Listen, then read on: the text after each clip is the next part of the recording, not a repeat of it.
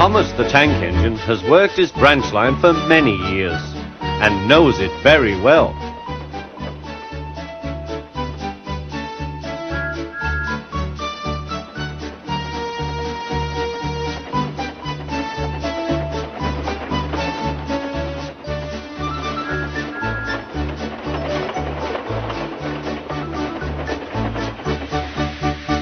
You know just where to stop, Thomas, laughed his driver. You could almost manage it without me. Thomas had become conceited. He didn't realize his driver was joking. Later, he boasted to the others. Driver says I don't need him now. Don't be so daft, snorted Percy. I'd never go without my driver, said Toby earnestly. I'd be frightened. Huh, boasted Thomas. I'm not scared. You'd never dare. I would then. You'll see. The next morning the firelighter came. Thomas drowsed comfortably as the warmth spread through his boiler. Percy and Toby were still asleep. Thomas suddenly remembered. Silly stick in the muds, he chuckled. I'll show them. Driver said I could manage without him. I'll just go out. Then I'll stop and wheesh. That'll make them jump. Thomas thought he was being clever. Really, he was only moving because a careless cleaner had meddled with his controls. He soon found his mistake. He tried to wheesh, but he couldn't. He tried to stop, but he couldn't.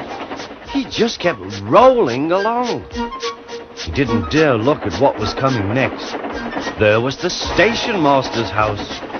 The station master was about to have breakfast. Horrors! Cried Thomas, and shut his eyes. The house rocked. Broken glass tinkled. Plaster was everywhere. Thomas had collected a bush on his travels. He peered into the room through its leaves.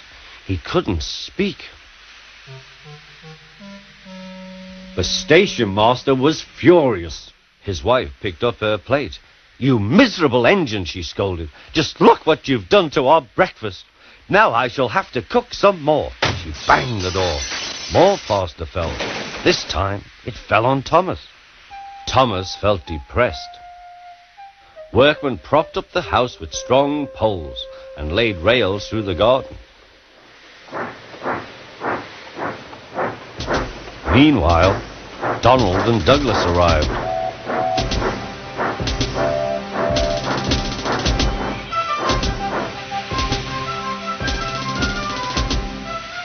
Don't bash yourself, Thomas. We'll soon have you back on the rails, they laughed.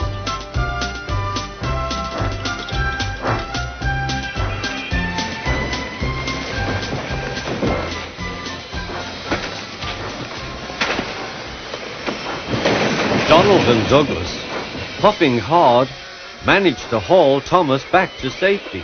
Bits of fencing, the bush, and a broken window frame festooned his front, which was badly twisted. The twins laughed and left him. Thomas was in disgrace. There was worse to come. You are a very naughty engine. I know, sir. I'm sorry, sir.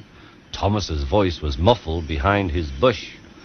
You must go to the works and have your front mended. It will be a long job. Yes, sir. Meanwhile, a diesel rail car will do your work. The diesel, sir? Thomas spluttered. Yes, Thomas. Diesels always stay in their sheds till they are wanted. Diesels never gallivant off to breakfast in station masters' houses.